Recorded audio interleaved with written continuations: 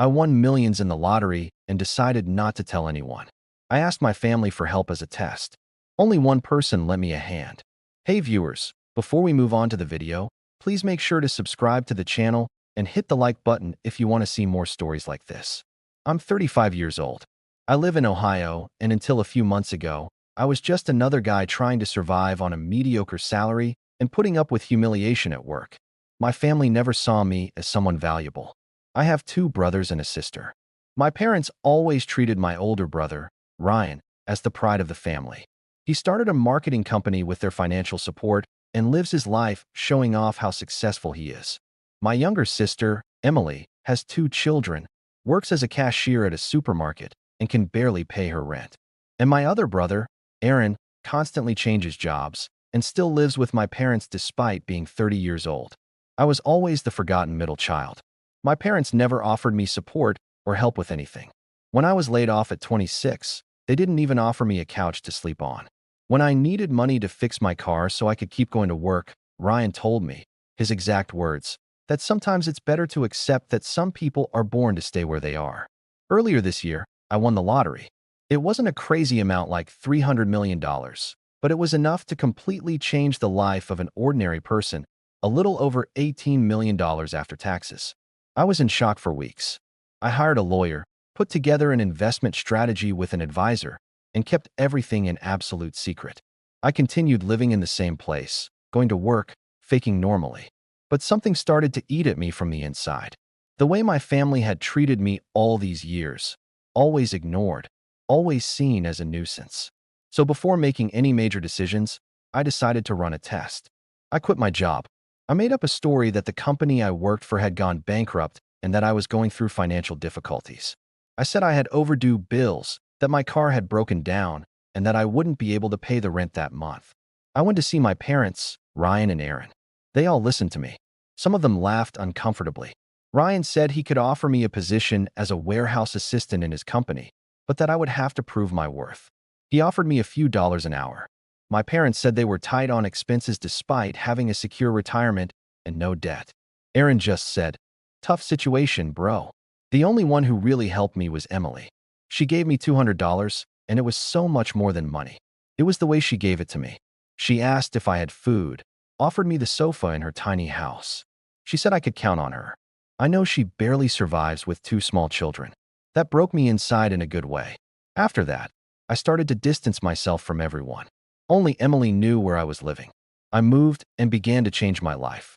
On the outside, everything looked the same. On the inside, I had a new perspective. I started to observe and to plan. I don't know exactly why I'm writing this now. Maybe because I'm preparing to take the next step, or because I'm still trying to understand why my own family always saw me as disposable. I have this constant feeling that even now, after everything I know and everything I have, I'm still that ignored guy at the family table. I haven't told anyone I won the lottery, but I think the time to change that is approaching.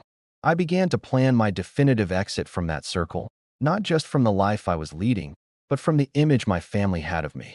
I started studying more about investments. I bought a discreet house in a quiet neighborhood in my name, but I used a legal intermediary to maintain anonymity. I renovated everything little by little without showing off. I got rid of the old car, but bought another one that looked very similar, only new and safer. Anyone looking at me from the outside would think I had simply gotten a new, stable job. During that time, Emily kept sending me messages, asking if I needed anything, offering me food when she had leftovers. She never asked me for a cent and never directly asked what I was working on. She just said she trusted me. That marked me in a way that's hard to explain. One day, without warning, Ryan showed up at my old apartment building. The doorman sent me a message saying a man in a suit was there, demanding to know where I was. I found it strange, but I ignored it. A week later, my mother called. She said Ryan was going around saying that I was being irresponsible, that I had abandoned the family, that I was missing out of pride. She ended the call by telling me, "What you're doing to your older brother, who has always been an example, isn't fair." I swallowed hard. Until that moment, I was still considering maybe helping my parents with more than just the basics. After that, I started to reevaluate everything. They were concerned about Ryan's emotional well-being, not mine. Not for a second did they ask if I was eating, where I was sleeping, if I was sick or in crisis. I continued for a few more months, observing from a distance. Ryan's company seemed to be doing well, but I started noticing certain signs. Constant ads for temporary jobs, moving the office to a cheaper building, fewer social media posts showing business trips. I investigated. I discovered that he had lost a large contract with a national company, that his debts to suppliers had doubled, and that he was resorting to personal loans to keep up appearances. I remained silent. Meanwhile, I was discreetly hiring people. I founded my own consulting firm focused on small family businesses seeking financial restructuring. Everything was done carefully with good professionals. No rush. In 6 months, we already had 3 regular clients and a good cash flow. One of the first employees I hired was Eric, a former coworker who always gave me a ride without ever charging me a cent. I remember when he told me, "You don't have to pay for gas, just pay me with a good conversation." A truly decent guy. I invited him to work with me as a logistics supervisor. He almost cried when he saw the salary. "Are you sure I'm worth all this?" he asked me. And I just replied, "I'm sure you're worth even more." I assigned him a new company car and told him to choose the model. He hugged me and was speechless for almost a full minute. When I felt that everything was in its place, I decided to visit Emily. I went to her house on a Friday afternoon. She was on the porch tending to her plants while the kids played with a bucket of water in the yard. When she saw me, she smiled so calmly.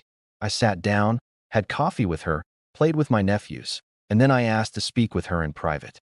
I told her everything.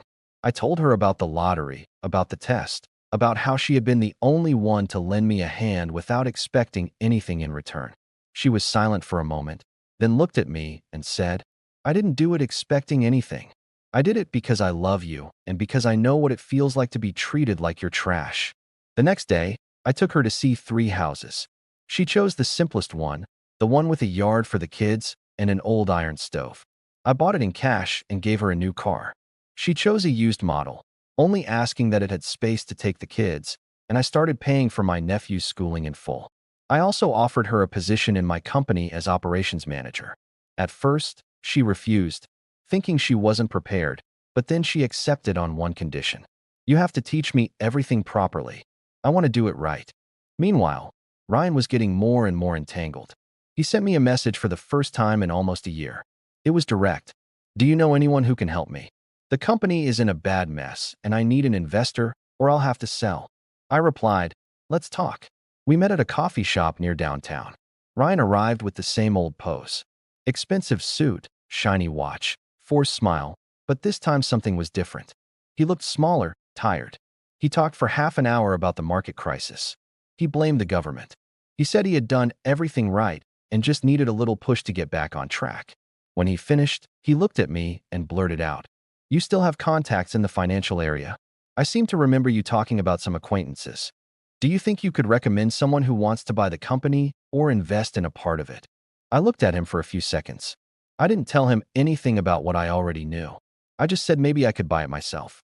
He laughed in my face and said, "You buy it, bro. I don't know if you'd have the money for that. You never had money. But if you know someone who wants to invest, I only came to you because you said you knew some investors at the company where you used to work."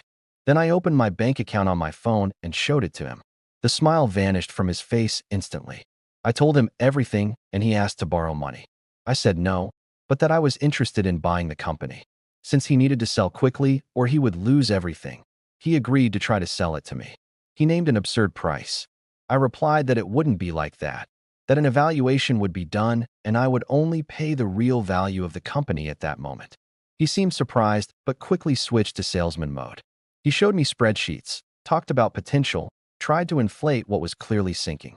I asked him to send me all the information by email and told him I would respond in a few days. I took the material to my lawyers and the analysis team. The diagnosis was clear. The company wouldn't last more than 2 months, but it had structure, a name in the market, and could be recovered with serious changes. We closed the purchase for a symbolic value. I could have let the company go bankrupt and bought the remains for almost nothing, but I made sure to make it clear in the contract that the company would be 100% mine. And Ryan, if he wanted to stay, would have to submit to the new management and accept the position I assigned him. He accepted, not because he wanted to, but because he had no other choice. The following week, I called a meeting with all the remaining employees. We had a general assembly. I introduced Emily as the new administrative manager. I said she would report directly to me and announced a restructuring plan with the elimination of redundant positions, including Ryan's old role, which was basically an empty title with a huge salary. He was demoted to a commercial analyst with targets and supervision. He remained silent during the meeting. He didn't even look at me, but the message was clear. Since then, he arrives at work every day at 8 a.m., clocks in, attends meetings. He doesn't talk much, avoids any conversation that isn't strictly professional. The spark in his eyes has disappeared. The arrogance, too. Some colleagues have commented that he has changed. I don't respond. I don't explain. I just observe. My parents called me a few days later indignant. They said I was humiliating my own brother, that he needed support, not punishment. I asked them if either of them remembered the last time they asked me how I was. Silence. Then my mother murmured something like, "He has always been very sensitive." Since then, I only keep up with his health insurance payments. Nothing more. I don't cut the tie, but I don't deepen any connection either. They realized that the cord that tied me to that old dynamic had been cut. Aaron tried to get close again as soon as he heard about the company purchase. He sent me a message saying he was proud and that he always believed in me. He offered to help with whatever I needed. I politely declined, leaving no room for doubt. Eric, the colleague who gave me rides, is still the supervisor. He adapted well, became one of the most respected members of the team. He never demanded anything, never sucked up. He just works with dedication and treats everyone with respect. I gave him a generous bonus after the first semester. He came to thank me and said, "You're changing lives, man." And I replied, "I'm trying to change mine.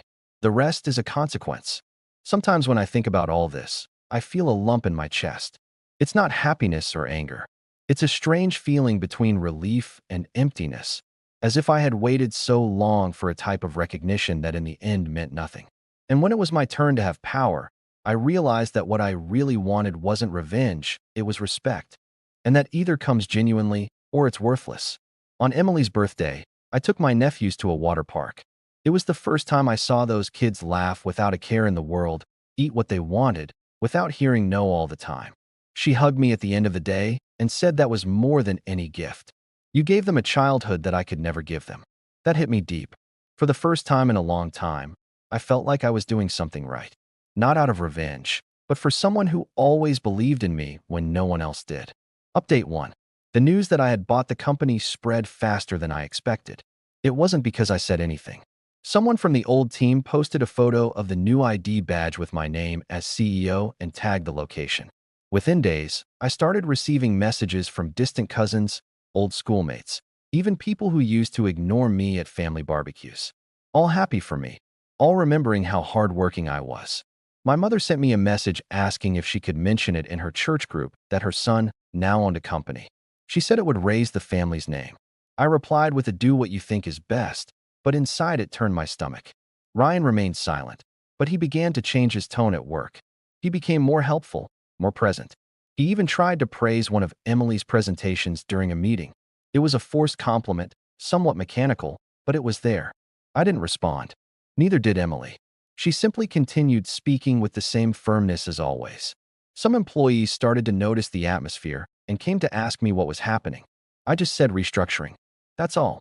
The tension really escalated when Ryan found out he would lose the company car. It was an Audi leased under the old management's name and was on the list of cuts. I sent him a formal email informing him that he had 1 month to return it. He came to my office with the paper in his hand, saying, "This is personal, isn't it?" I looked at him steadily and said calmly, "No, this is management." He turned red, shook his head, and stormed out, slamming the door, but he returned the car within the deadline. 2 days later, my mother called me crying. She said I was destroying her son, that he was down, that all of this was out of pride on my part. I listened to everything in silence. In the end, I said, "Mom, did you know that Ryan never offered me help when I was unemployed, that he laughed at me in front of others, that he told me some people are born to be mediocre?" She went silent, then whispered, "He shouldn't have said that, but he did, and you never defended me." She hung up without saying anything else. The following week, Aaron showed up at the company unannounced. He tried to hug me. He said he was there to contribute. He mentioned he had taken a technical course and was ready to start over. I asked him to leave a resume at the reception and follow the normal channels. He didn't like that. He said family should have priority. I replied, the priority here is for the one who respected me when I had nothing. Emily heard everything from the next room. When he left, she came in, looked at me, and said, "You did the right thing." They never understood that respect doesn't begin when the money appears. And that was exactly it.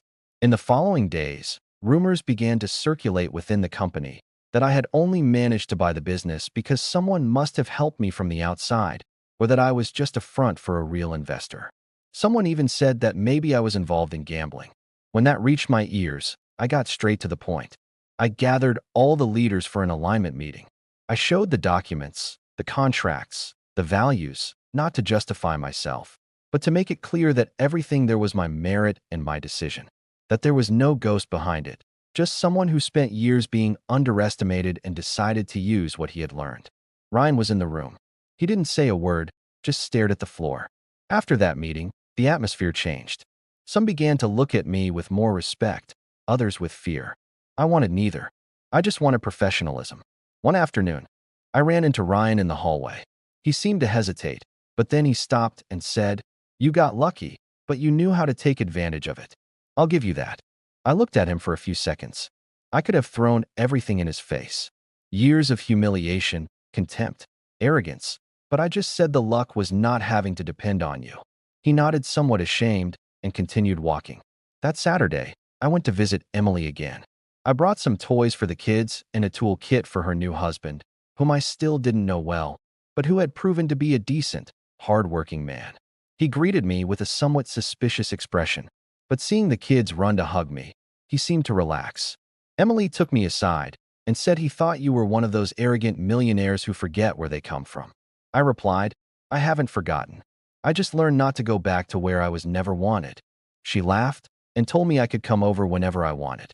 I stayed until dark, having dinner with them on the patio, the kids splashing their feet in a little inflatable pool. For the first time in a long time, I felt part of something real, simple, without masks. On Sunday, I received an unexpected call. My father, he rarely called. He was always quieter, more distant. He asked if he could stop by the company to talk. I asked, "What about?" He hesitated and replied, "About the family."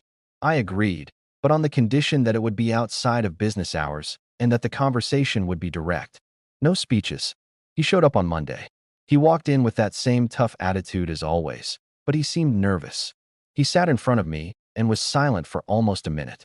Then he said, "We were very wrong about you, and I'm only just now realizing it." I remained silent. He continued, "I always thought you were weak, too sensitive, but you were the only one who didn't fall, the only one who didn't break. And now you're the one lifting everyone up." My eyes welled up, but I held it in. I replied, "I'm not lifting anyone up, Dad. I'm just giving back what I received. Whoever gave me support got something in return. Whoever turned their back on me reaped what they sowed." He nodded. Then he asked if I could help with the house's mortgage because they were having difficulties. I told him no, but that the health insurance would continue to be paid and that I would cover any medical emergency as long as it was real. He didn't insist. He stood up, said, "Thank you for what you're already doing," and left. The following week, Ryan asked to speak with me. It was something I didn't expect. He said he wanted to talk frankly. We met in an empty conference room at the end of the day. He began by saying he hadn't been sleeping well for months, that he lived with the feeling of being in debt, not just financially, but also in his attitude. He said he felt like a failure for having lost the company that our father always used as the example of the son who made it, and that now he worked for me, the brother he had spent his life belittling. I listened. It seemed genuine, but my mind couldn't stop remembering every time he laughed at me, ignored me in public, called me a drag. When he finished, he said, "I don't expect you to forgive me, but I needed you to know that I know. I know what I did to you." I replied that I wasn't there to punish anyone, but that I also wasn't going to pretend nothing happened, that what he was feeling now was the weight I had carried my whole life, and that if he wanted to stay there, he would have to follow the same rules as anyone else. Not one step more, not one privilege, just work. He nodded. He said he had already understood. Since then, he has been more reserved, but also more efficient. He meets deadlines. He's not late. He doesn't complain. Sometimes I still see him avert his gaze when he passes near me. Maybe shame, maybe fear of making another mistake. Aaron, on the other hand, insisted again. He showed up at a company barbecue uninvited, trying to talk to everyone, making forced jokes, saying he always believed in my potential. I watched him from a distance, trying to fit in. Some colleagues were kind, but you could tell no one was buying his act. In the end, he approached me with a smile that was too big and blurted out, "Bro, we should get closer. We're getting old, aren't we?" I replied calmly, "You had your whole life to get closer. It's too late now to force things." He was left speechless. He tried to laugh it off, but left early. Since then, he's disappeared again. The usual. My mother sent me a long email saying she missed me, that she wanted to get the family together for Christmas. She said it was important not to let resentment win, but she never mentioned the things she herself said or ignored all those years. There was no apology, just an invitation disguised as reconciliation. I didn't reply and I didn't go. Instead, I spent Christmas with Emily and her family. I brought toys for the kids. I cooked with her husband. We spent the night in the living room watching movies with popcorn. It was simple, but it was the first time in years that I ended the night without feeling the emptiness that always came after a family event. Update 2. The most concrete change happened about 2 months ago. Ryan was summoned to a meeting with an important client.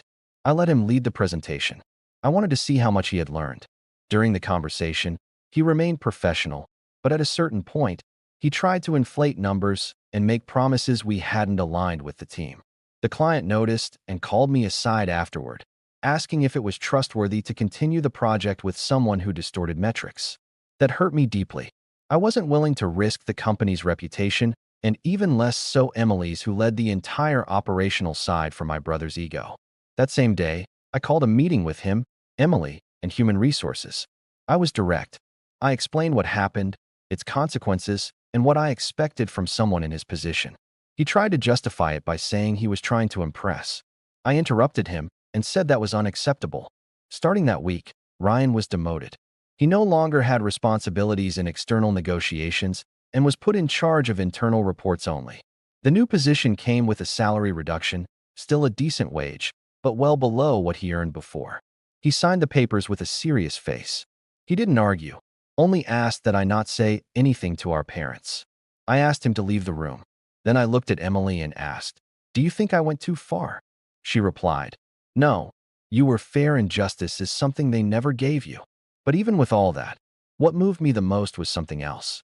The following week, one of the new interns, a humble kid, just over 20, always quiet, stopped me in the hallway and asked if he could talk to me. I thought he was going to quit or complain about something, but he just said, "I wanted to thank you.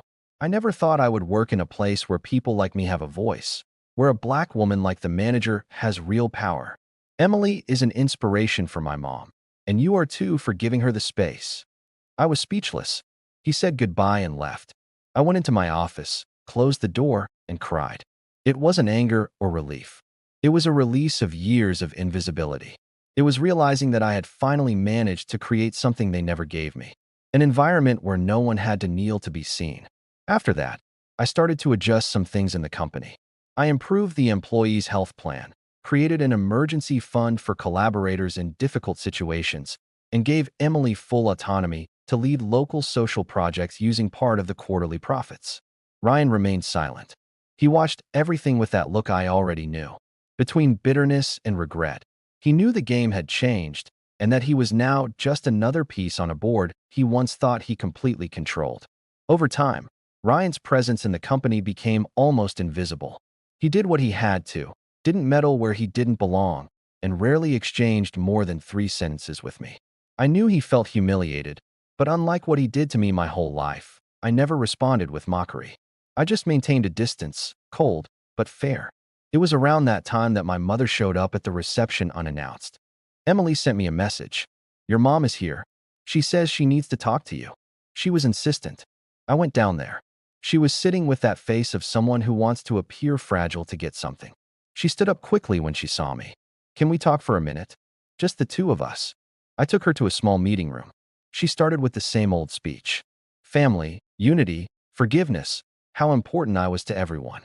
I waited for the real part, and of course it came. She and my father were having trouble keeping the house, accumulated bills, a late mortgage, and a real risk of losing the property. I spoke to her calmly, telling her that I was already paying for their health insurance and would continue to cover medical emergencies, but that I was not going to pay for decisions they themselves had made. She cried. She said it was hard to see a son refuse help. And I replied, what was hard was being treated as invisible for 30 years. I learned to live without your affection. Now you will learn to live without my money. She stood there in shock. She tried to argue, but I stood up and opened the door. The conversation ends here. She left without looking back. In the following days, comments began to circulate among some distant relatives. They said it had gone to my head that money doesn't change character. It only reveals it. That I was ungrateful. That I was playing the boss. I heard this from a cousin at a shared lunch. I laughed. I asked her what she knew about my story. She stammered. She said it wasn't personal. I replied, then keep your mouth shut about my life. Emily found out later and sent me a message. You don't have to prove anything to anyone. Just live your life. The rest is noise. I've been thinking a lot about that. Maybe the hardest part of all this isn't the money or the changes. It's realizing that you spend your life wanting to be seen by your own family.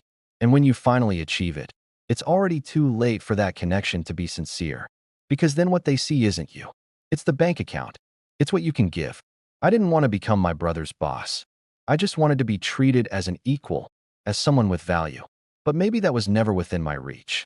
Maybe I spent too much time trying to earn a type of love that never existed. A week later, I received an envelope at home with no return address. Inside was a handwritten letter from my father, 3 pages long. It started by talking about when I was a kid, remembering things I honestly didn't think he would have noticed. My first science fair win. The day I broke my arm at school and cried alone because he was late to the hospital. Then he said he was proud of me, but that he was raised to believe that a man who shows feeling raises weak children and that this became a rule within him even when it hurt. And then came the expected part, the request. He said he was ashamed to ask, but that if I could help with the mortgage, he and my mother could grow old with dignity. I folded the letter, put it away, and didn't reply. Not out of revenge, but because at that point I had understood that any help from me would always be accompanied by the expectation of automatic redemption. They didn't want to build something new, just to return to the position of control they had lost. And that wasn't going to happen. In that same month, Emily received an offer to take on an executive position at a competing company. Better salary, more benefits. When she came to tell me, I thought she was going to say she would accept, but she told me she had rejected it. I don't trade dignity for money. Here, I have a voice. I have a purpose, and I work with someone who truly trusts me. That's priceless. I almost cried right then and there. I stayed silent, just nodded, and gave her a raise the following month with an included bonus. It was the least I could do. On the company's anniversary, we had a simple event just for the team. Real food, no corporate nonsense. At the moment of the toast, it was Emily who spoke.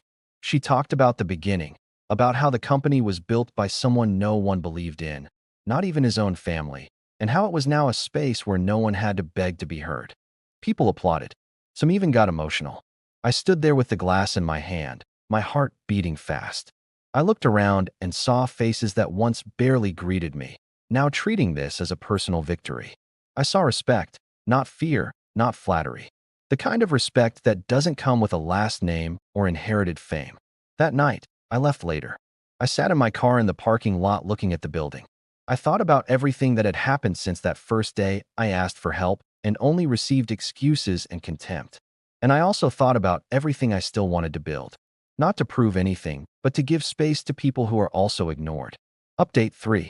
Today, almost 2 years after it all began, I still have the same cell phone number. I still drive an ordinary car. I still wear simple clothes, but inside I have completely changed. I am no longer the guy who needed others' approval to feel he was worth something. I know what I've built, and I know who I can count on. Ryan is still at the company now as a process analyst. He does his job competently without errors. But the shine, that air of superiority, has disappeared. Sometimes he looks at me like someone still trying to understand how the scales tipped. The difference is that now he speaks to me with respect, not because I demand it, but because for the first time he sees someone he never really knew how to look at. My parents still live in the same house. They pay the minimum on the mortgage, They live on just enough. I don't interfere. Their health insurance is guaranteed, and that's it. Contact is rare. Sometimes a message on my birthday, another at the end of the year. I respond politely, but it doesn't go beyond that. They lost the right to participate in my life the moment they decided I didn't deserve attention when I needed it most. Aaron has completely disappeared. I heard he tried to open a supplement store, and it went bankrupt in less than 6 months. He hasn't shown up again or tried to get close, and he's not missed. Emily is still the heart of the company. She has grown. She graduated from an online university at night, fully paid for by me. And today she is respected by the entire team. Her children proudly call me uncle. Sometimes they send me drawings saying I'm the hero of their mom's work. I keep them all in a drawer. Sometimes I think about what would have happened if no one had helped me back then. Maybe I would have left for good.